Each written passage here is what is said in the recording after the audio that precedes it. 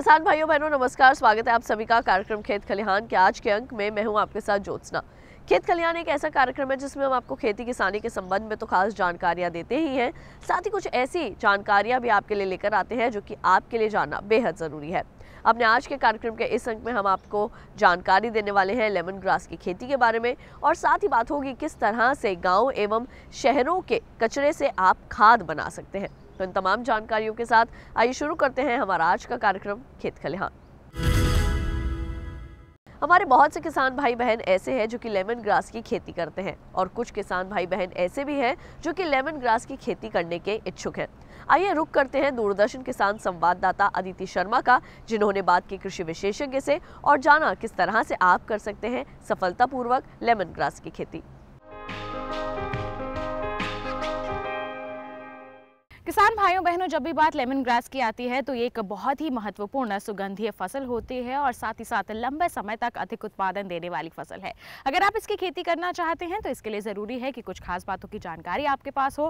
कैसी है वो जानकारियाँ, क्या है वो जानकारियाँ, आज हम आपको इसके बारे में बताएंगे। और इसको बताने के लिए हमारे साथ मौजूद हैं औषधीय एवं सुगंधीय पादप अनुसंधान निदेशालय आणंद गुजरात के वैज्ञानिक डॉक्टर AC पोलैया। डॉक्टर पोलैया, बहुत बहुत स्वागत है आपका कार्यक्रम में। नमस्कार। सबसे पहले आपसे जानना चाहेंगे लेमन ग्रास के महत्व के बारे में, क्यों महत्वपूर्ण है ये फसल? लेमन ग्रास एक इम्पॉर्टेंट आरोमेटिक फसल है। ये फसल से हमको सिट्राल तेल मिलता है। ये डिस्टिलेशन करके ये तेल निकाल सकते हैं। ये तेल में सिट्राल कंटेंट इम्पॉर्टेंट है। ये तेल से सिट्राल से अल्फा आइनोन बीटा आइनोन मिल सकते हैं। ये बीटा आइनोन से विटामिन ए संश्लेषित किया जाता है। ये पौधा से ये पत्ता के यूज़ का उपयोग करके चाय भी बना के पी सकते हैं। जी बिल्कुल, तो कई तरह के गुणों से भरपूर होती है लेमन ग्रास की फसल। तो ऐसे में आपसे जानना चाहूँगी कि किस तरह की जलवायु होनी चाहिए इसे लगाने के लिए, और कहाँ कहाँ हमारे देश में लोग इसकी खेती कर सकते हैं? इसका जलवायु के लिए शीतोष्ण और समशीतोष्ण जलवायु आवश्यकता है, अच्छे से आता है। इसका अधिक आर्द्रता और गर्मी जलवायु और धूप ज़्यादा होना चाहिए। इसका जलवायु अच्छी में आता है। इसका कई प्रकार भी मिट्टी में भी अच्छा आ सकता है।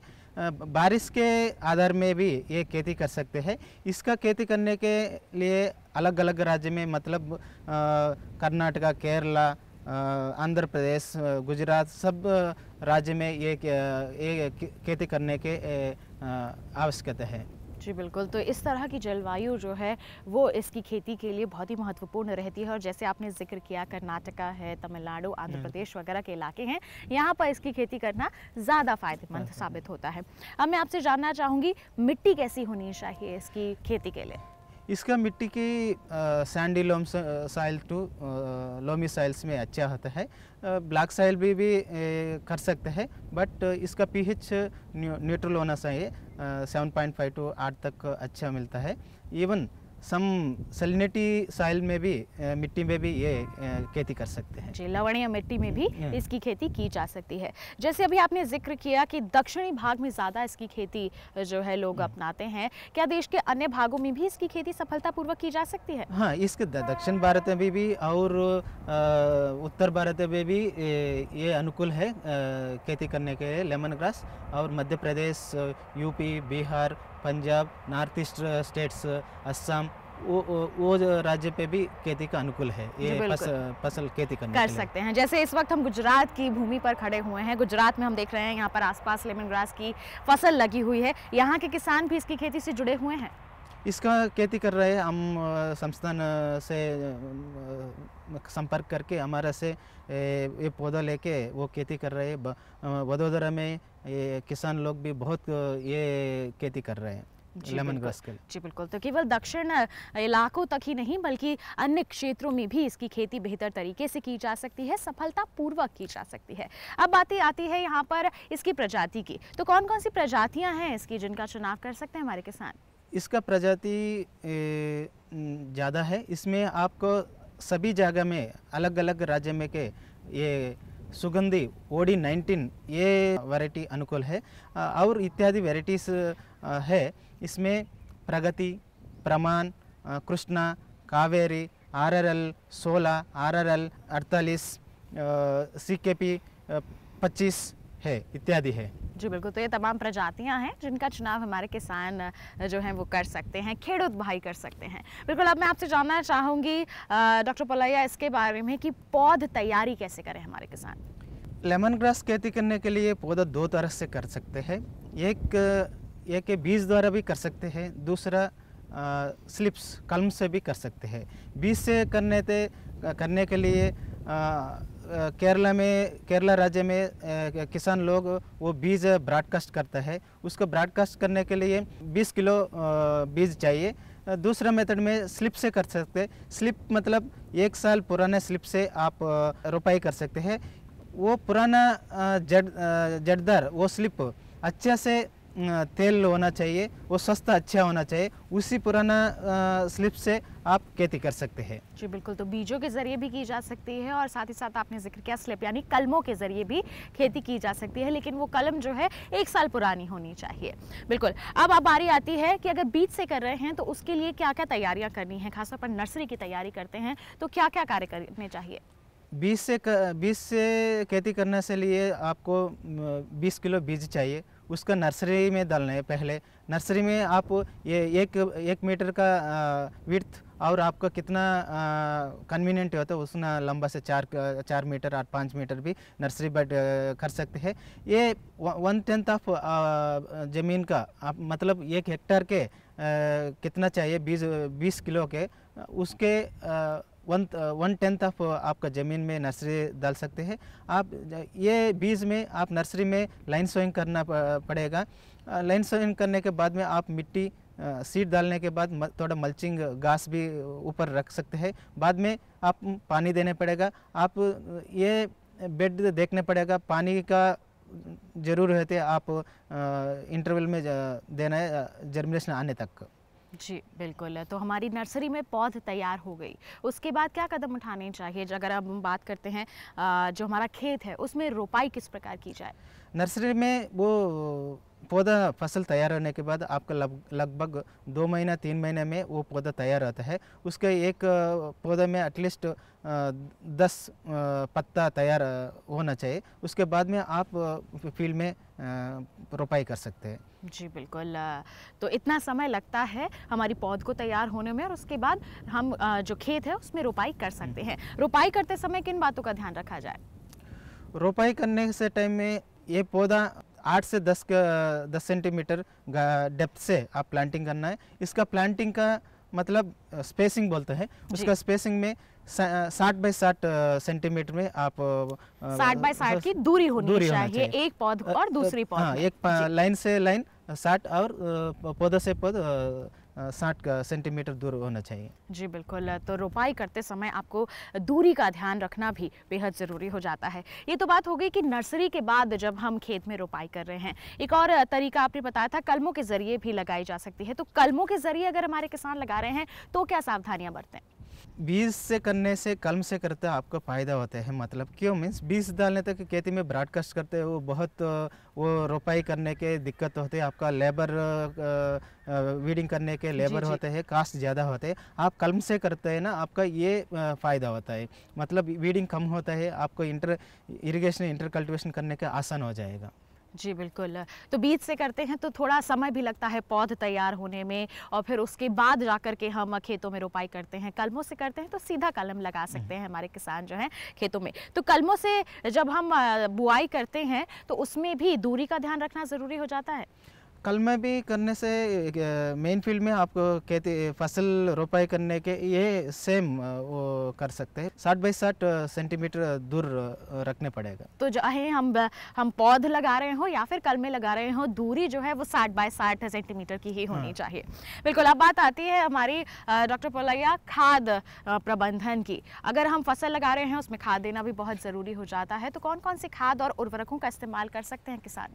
लेमन ग्रास के लिए खेती करने के लिए पहले आप वो ज़मीन मिट्टी तैयार करने से टाइम पे आप 10 से 15 टन FOM आपको गांव में मिलता है, तो आप तैयार करने टाइम में डालने पड़ेगा। बाद में प्लांटिंग रोपाई करने के बाद में आप 100 kilogram nitrogen, 30 kilogram phosphorus, 30 kilogram potash प्रति वर्ष प्रति हेक्टेयर में डालने के जरूरी है। इसमें परंतु nitrogen 1/3 of the nitrogen potash और फास्फोरस के साथ के बेसल डोज रूप में आप डालने के जरूरी है। शेष नाइट्रोजन आप प्रत्येक कटाई में बराबर मात्रा में आप डाल सकते हैं। जी बिल्कुल। खाद प्रबंधन तो आपने बता दिया, अब बारी आती है खरपतवार नियंत्रण की। आपने बताया था कि जब पौध लगाते हैं तो उसमें खरपतवारों का भी काफ़ी खतरा रह सकता है, प्रकोप दिखाई दे सकता है, तो उसके लिए उसकी रोकथाम के लिए क्या करें हमारे किसान? इसके खरपतवार करने के फर्स्ट प्लांटिंग करने के बाद में ये वीड्स बहुत आते हैं, इसलिए आप थोड़ा ध्यान से फर्स्ट हाथ से ये वीडिंग करने का ज़रूरी है। बाद में आप 2 महीने के बाद में ये ग्रोथ विकास अच्छे होते हैं, उसके बाद में ये वीड्स सब सप्रेस हो जाएगा। हर एक कटिंग के बाद में आप निराई वीडिंग करने के जरूरी है। जी, निराई गुड़ाई कर देनी चाहिए जिससे खरपतवार जो है परेशान ना करे हमारी फसल को। अब मैं आपसे जानना चाहूँगी, आपने बताया कि कटाई के बाद जो निराई गुड़ाई करनी चाहिए, तो पहली कटाई का समय क्या रहता है? लेमन ग्रास का पहले कटाई का आपको बहुत इम्पॉर्टेंट है। इसका पहले कटिंग 90 से 100 दिन पर प्लांटिंग करने के बाद में आप पहले कटाई करना पड़ेगा, नहीं तो वो आपको तेल में अच्छे क्वालिटी नहीं मिलेगा। जी बिल्कुल, 90 से 100 दिनों तक जो है इसकी पहली कटाई कर देनी चाहिए। अब मैं आपसे जानना चाहूँगी, लेमन ग्रास को लंबे समय तक की फसल कहते हैं, यानी कि लंबी अवधि तक इसकी खेती की जा सकती है, तो एक साल में कितनी कटाई ले सकते हैं, यानी कि कितनी फसल ले सकते हैं हमारे किसान? लेमन ग्रास फर्स्ट रोपाई करने के बाद पहले वर्ष में आपको 3 कटाई ले सकते हैं, बाद में अगले वर्ष में आपको 5 से 7 तक कटाई मिलता है। जी, तो पहले वर्ष में 3 कटाई, और लेकिन उसके बाद की अगर हम बात करें तो 5 से 7 कटाई भी हो सकती है, और ज़्यादा उत्पादन मिलेगा तो निश्चित तौर पर आपकी आमदनी भी इससे बेहतर बनी रहेगी। अब मैं आपसे जानना चाहूँगी, कटाई के बाद क्या क्या प्रबंधन कार्य करने की ज़रूरत होती है हमारे किसानों को? लेमन ग्रास कटाई के करने के बाद में 12 घंटे में धूप में रख सकते हैं। उसके बाद में आप डिस्टिलेशन द्वारा तेल निकाल सकते हैं। इसका तेल निकालने के डिस्टिलेशन में लगभग आपको 3 से 4 घंटे लग जाता है। उसमें आपको प्रति हेक्टेयर प्रति वर्ष में आपको लगभग 200 किलोग्राम आपको तेल उपलब्ध होता है। जी बिल्कुल, तो कटाई के बाद जो है थोड़ी देर धूप में रखना भी बहुत ज़रूरी हो जाता है। अब बारी आती है इसके बाज़ार की। बाज़ार कैसा है लेमन ग्रास का? लेमन ग्रास का बाज़ार में मार्केट थोड़ा फ्लक्चुएशन होता है। अभी इसका डिमांड अच्छा है। 1 किलो लगभग 300 से 400 रुपया पर किलो मार्केट रेट है। 300 से 400 रुपए प्रति किलो जो है बिकवाली की जा सकती है, लेकिन उसमें थोड़ा उतार चढ़ाव देखने को मिलता रहता है लगातार। अंत में मैं आपसे जानना चाहूँगी, क्यों जुड़े हमारे किसान लेमन ग्रास की खेती से, क्या फ़ायदा मिल सकता है उनको, क्या संदेश देना चाहेंगे? इसका लेमन ग्रास खेती करने के आप पहले वर्ष में थोड़ा एक्सपेंडिचर होता है। 1 साल बाने के बाद ये क्रॉप एस्टेब्लिश होने के बाद में आपको 4 साल 5 साल तक आप मेंटेन कर सकते हैं। इसका इनपुट बहुत कम होता है, आपका उपलब्ध ज़्यादा होता है। ये तेल बहुत इम्पॉर्टेंट है, इसका आपका खेती करने के से बहुत लाभदायक हो जाएगा। जी बिल्कुल डॉक्टर पोलैया, इतनी महत्वपूर्ण जानकारी देने के लिए बहुत बहुत धन्यवाद। धन्यवाद। जी बिल्कुल, तो देखिए किसान भाइयों बहनों, लेमन ग्रास की खेती बहुत ही ज़्यादा फ़ायदेमंद साबित हो सकती है आपके लिए। शुरुआत में थोड़ी बहुत लागत ज़्यादा लगती है, लेकिन जैसे जैसे समय बीतता जाता है उसमें कमी आती जाती है, पैदावार बढ़ती जाती है, तो निश्चित तौर पर आपका मुनाफा भी इससे बढ़ेगा ही। तो हम उम्मीद करते हैं कि लेमन ग्रास की खेती के बारे में आज के कार्यक्रम के जरिए जो भी जानकारियाँ आप तक पहुँचाई गई हैं उनसे आप ज़रूर लाभान्वित होंगे। तो अभी आपने विशेषज्ञ से विस्तार से जाना लेमन ग्रास की खेती के बारे में। कार्यक्रम खेत खलिहान में वक्त है एक छोटे से ब्रेक का। जल्द लौटेंगे वापस, आप देखते रहिए दूरदर्शन किसान। रफ्तार के साथ मौसम के बदलाव की हर खबर, मौसम खबर लाइव देखिए सुबह 8 बजे और 10 बजे, दोपहर 12 बजे और 2 बजे। ब्रेक के बाद एक बार फिर आप सभी का स्वागत है कार्यक्रम खेत खलिहान में। तो आइए कार्यक्रम को बढ़ाते हैं आगे। अब हमारे देश के लोग कूड़ा प्रबंधन को लेकर धीरे धीरे जागरूक हो रहे हैं, और अगर किसी को कोई सड़क पे कूड़ा डालते देखता है तो तुरंत टोक देते हैं। आइए कार्यक्रम में आपको दिखाते हैं किस तरह से शहरों के एवं गाँव के कचरे को इकट्ठा कर आप उससे खाद बना सकते हैं। चाहे शहर हो या गांव हो, लेकिन कूड़े कचरे का जो निस्तारण है वो आजकल दोनों के लिए एक बहुत बड़ी समस्या बनी हुई है। एक तरफ तो कचरा जो कि हमारे कई तरीके से वातावरण को प्रदूषित कर रहा है और हमारे मानव की जितनी भी बीमारियां हैं उन सबको बढ़ावा दे रहा है। हवा में प्रदूषण हो, चाहे पानी में प्रदूषण हो, चाहे कहीं भी प्रदूषण इस तरीके से नुकसान कर रहा है। दूसरे तरफ हमारे ग्रामीण इलाकों में जहाँ पे हमारे कृषक भाई खेती करते हैं उनके लिए खादों की कमी हो रही है, क्योंकि ऐसा देखा गया है कि ज़्यादातर हमारे किसान भाइयों ने जानवर पालने कम कर दिए हैं। उसके खेत में बैल जो काम करते थे उसकी जगह ट्रैक्टर काम करने लगे हैं। तो इस प्रकार से जो देखा जाए तो पशुपालकों की संख्या घट रही है या पशुओं की संख्या घट रही है। इन सब को देखते हुए हमने जो देखा है कि खेती हमारी जो हो रही है वो ज़्यादातर रासायनिक उर्वरकों पर आधारित है। अब रासायनिक उर्वरक से हम तुरंत तो पौधों को पोषक तत्व दे सकते हैं, लेकिन दूरगामी प्रभाव इसके बहुत ही ख़राब हो रहे हैं और हमारी ज़मीनों का स्वास्थ्य, जितनी भी भूमियाँ उनका स्वास्थ्य बिगड़ता जा रहा है और दिनों दिन वो अनुपजाऊ होती जा रही हैं। इसी प्रकार हम अगर संतुलित पोषक तत्व प्रबंधन की बात करें तो भी इस तरीके की जो रासायनिक खादें हैं उनसे ये संभव नहीं है। तो इस सारी समस्याओं से निजात के लिए कंपोस्ट या कूड़े कचरे की खाद एक वरदान साबित हो सकती है अगर इसका प्रबंधन सही तरीके से किया जाए। तो हम जब शहर में जाते हैं तो अलग तरीके की समस्याएं हैं, अलग तरीके का कचरा है, वहाँ पर अलग तरीके का जगह की कमी है कि कहाँ पर ये कूड़ा करकट डाला जाए। बहुत सारे लैंडफिल बने हुए हैं लेकिन वो भी भरते जा रहे हैं और उसका सुचारू रूप से उपयोग नहीं हो पा रहा है। इसी प्रकार गांव में अगर हम चले जाएं तो गांव में एक तो स्वच्छता की बात जो है, हमारे गांव में जो प्रचलन है कि कहीं गड्ढे में या ऐसे ही ढेर लगाकर कूड़े कचरे को डाल दिया जाता है, चाहे वो जानवरों का निकला हुआ, चाहे खेती से, चाहे घरों से निकला हुआ, सब ऐसे ही बहुत ही कहना चाहिए उसकी कोई बहुत ज़्यादा वो नहीं करता है कि उसको बहुत ही ख़राब तरीके से प्रबंधित किया जाता है, जिससे कि उससे पोषक तत्व भी चले जाते हैं और साथ में कीड़े मकोड़े बीमारियां फैलती हैं और वातावरण भी प्रदूषित होता है। तो अगर इसको सही से प्रबंधित किया जाए तो गांव और शहर दोनों में ही हम इस प्रदूषण से भी बच सकते हैं। साथ ही साथ हम बहुत बहुमूल्य खाद बना सकते हैं। इस बहुमूल्य खाद को खेत में प्रयोग करके हम संतुलित पोषक तत्व प्रबंधन कर सकते हैं तथा जो रासायनिक खादों पर हमारी निर्भरता है उसको कम कर सकते हैं। तो शहर का जो कचरा है उसे प्रबंधित करना थोड़ा सा मुश्किल होता है, क्योंकि इसमें लगभग आधा भाग ही ऐसा होता है जिससे कि अच्छी कंपोस्ट बनाई जा सकती है।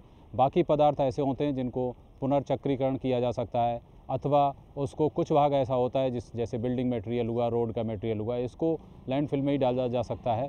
तो इस तरीके से देखते हैं 50% भाग है उसको अलग कैसे रख करें, ये सबसे बड़ी समस्या है हमारे सबके सामने। तो अलग करने के लिए अगर एक जगह पर इकट्ठा कर दिया जाए उसके बाद अलग किया जाए तो इसकी उत्पादन क्षमता जो भी है, उत्पादन लागत है वो बहुत बढ़ जाएगी।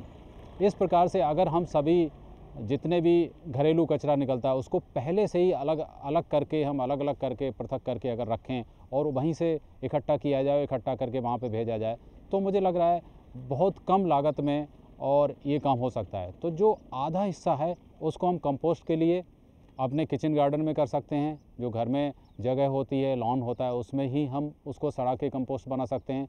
अगर ज़्यादा है या जैसे बड़े बड़े पार्क हैं जो शहरों में होते हैं, पार्क हैं, बड़ी बड़ी बिल्डिंग्स हुई, उनसे निकला हुआ जो पेड़ पौधों का घास फूस या पेड़ पौधों का कचरा होता है उसको हम वहीं पार्कों में थोड़ी सी जगह बना के उसमें सड़ा सकते हैं।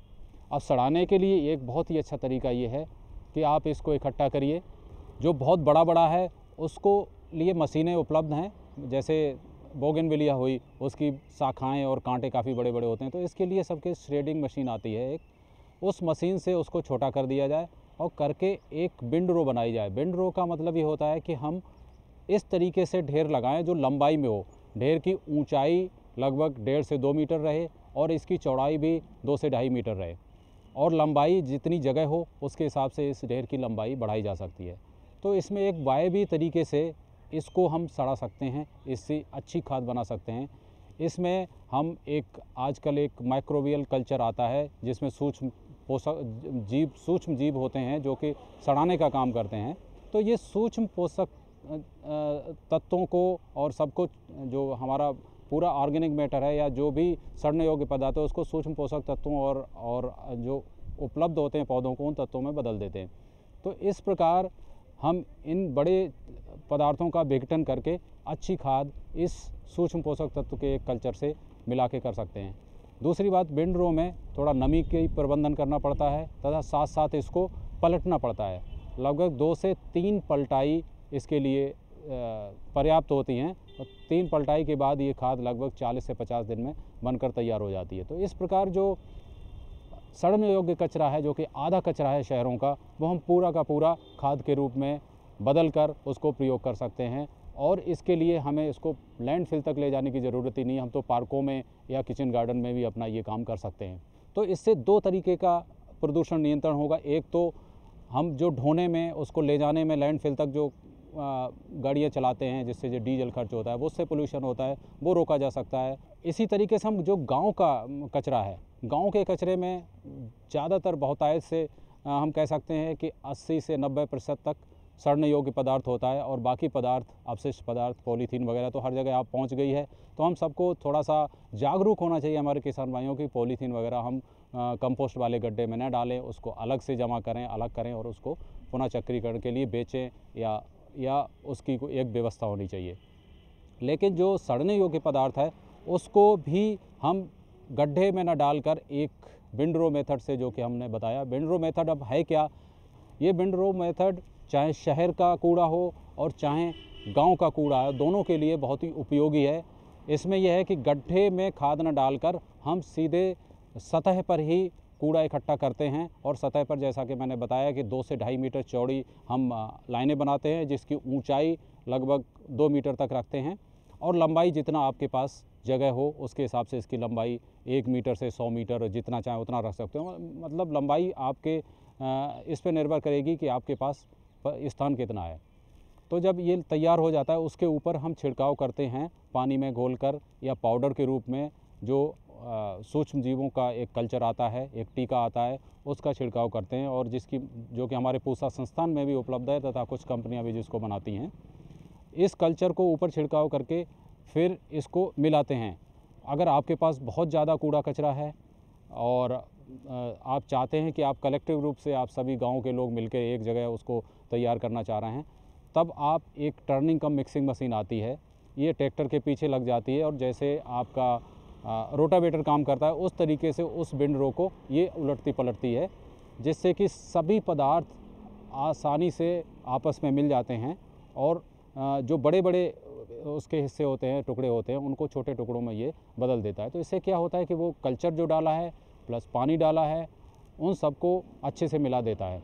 इससे सड़ाने में सुगमता होती है और जल्दी सड़ता है। दूसरी बात, जब हम उलटते पलटते हैं तो उसमें वायु का संचार अच्छा होता है और अच्छे वायु के संचार होने से जो सूक्ष्म जीव हैं वो ज़्यादा तेज़ी से काम करने लगते हैं और जो खाद है हमारी वो लगभग 30 से 40 दिन में बनकर तैयार हो सकती है। इससे फ़ायदा ये होता है, एक तो समय कम लगता है, दूसरे समय कम लगने के साथ साथ इसमें पोषक तत्व भी ज़्यादा नुकसान नहीं हो पाता है और पोषक तत्व ज़्यादा से ज़्यादा रहते हैं। और जो हम गड्ढे में बनाते हैं उसके तुलना अगर की जाए तो गांव में जैसे गड्ढे में बनाया तो बरसात भी हो गई, सब कुछ हो गया, वो बरसात में होके उसके पोषक तत्व पानी के साथ बह गए या गड्ढे में नीचे जाके जो हमारा ग्राउंड वाटर है उसको दूषित किया। तो लेकिन इस विंडरो पद्धति से हम इन सब चीज़ों से बच सकते हैं और बड़े आराम से कम समय में खाद बनाकर हम अपने किसान भाइयों को दे सकते हैं। तो दोनों ही जगह ये उतनी कारगर है जैसे गाँव में उतने ही शहर में। हाँ, इसको करने के लिए थोड़ी जगह की आवश्यकता ज़्यादा होती है, लेकिन जगह की अगर पूरा करना हम चाहते हैं तो हम एक जगह न ले जाके छोटी छोटी जगह पे जहाँ ये तैयार होता है, जहाँ ये पैदा होता है कूड़ा कचरा, वहीं आसपास अगर उसका निस्तारण किया जाए, वहीं पे उसको डिकम्पोज किया जाए तो इससे ज़्यादा फ़ायदा है। तो इस तरीके की खाद में देखा गया है कि जो खाद बनती है उसमें हमारे जो फार्म यार्ड मैन्योर होती है, जो गोबर की खाद होती है, लगभग उसके बराबर या उससे ज़्यादा भी कभी कभी पोषक तत्व मिलते हैं। और ये खाद अगर सही तरीके से किसान अगर इसको प्रयोग करते हैं तो जो शहरों के आसपास जो सब्जियों की और जो हाई वैल्यू क्रॉप है, ज़्यादा पैसा वाली फसलें हैं, उनमें इनको हम प्रयोग कर सकते हैं। ज़मीन को की जल धारण क्षमता भी बढ़ेगी, हमारे इससे रासायनिक खादों पर निर्भरता भी घटेगी और जो हम पैसा लगा रहे हैं खेती करने में, जो पोषक तत्व देने में, उस पैसे में कमी आएगी, क्योंकि कूड़ा कचरा जो हमारे पास खुद पैदा हो रहा है हम उसी को बदल कर एक बहुमूल्य खाद में बदल दे रहे हैं और उसको प्रयोग कर रहे हैं। तो इस प्रकार हम देख रहे हैं कि गांव के और शहर के दोनों के ही कचरों को सही तरीके से प्रबंधित करके हम किस तरीके से कितना अच्छा फ़ायदा उठाकर और अपनी भूमि की उर्वरता को बढ़ा सकते हैं, टिकाऊपन बढ़ा सकते हैं। साथ ही जो प्रोड्यूस पैदा होगा वो स्वास्थ्य के लिए बहुत ही अच्छा होगा। तो अभी आपने जाना कि शहरों एवं गांवों के कचरे से किस तरह आप खाद निर्माण कर सकते हैं, और अपने आज के कार्यक्रम के इस अंक में हमने आपको लेमन ग्रास की खेती के बारे में भी तमाम खास जानकारियां दी। किसान भाइयों बहनों, हम उम्मीद करते हैं कि आज के खेत खलिहान कार्यक्रम में दी गई जानकारियों से आप सभी को ज़रूर लाभ मिलेगा। तो हमारे आज के कार्यक्रम में केवल इतना ही। अगली बार फिर होगी आपसे मुलाकात कुछ और जानकारियों के साथ। तब तक के लिए मुझे दीजिए इजाज़त और आप देखते रहिए दूरदर्शन के साथ। नमस्कार।